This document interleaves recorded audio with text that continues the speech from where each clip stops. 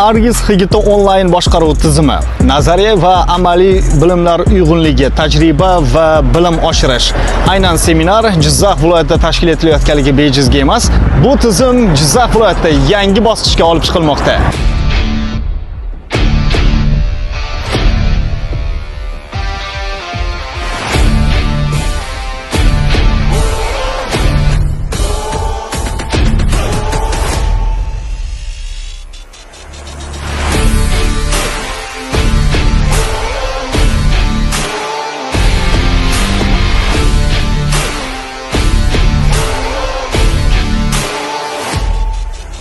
Seminardan taassurotlaringiz?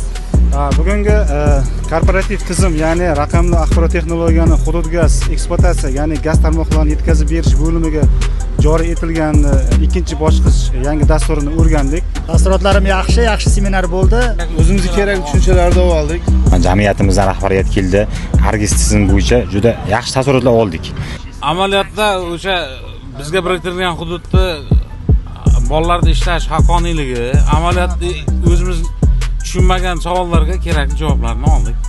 Ushbu dastur bizda xizmat ko'rsatish jarayoni avtomatlashtirilgan, ya'ni shaffofligini, ya'ni axborot texnologiyalarining joriy etilishini keng ko'lamda olib borishni ta'minlaydi.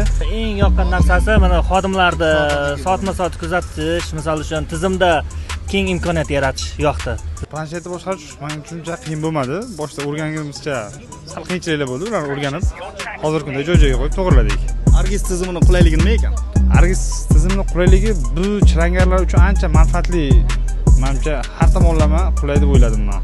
Xodimlarning ish haqqi ham ancha sezilarli darajada yaxshi ko'p miqdorda olishga imkoniyat yaratyapti.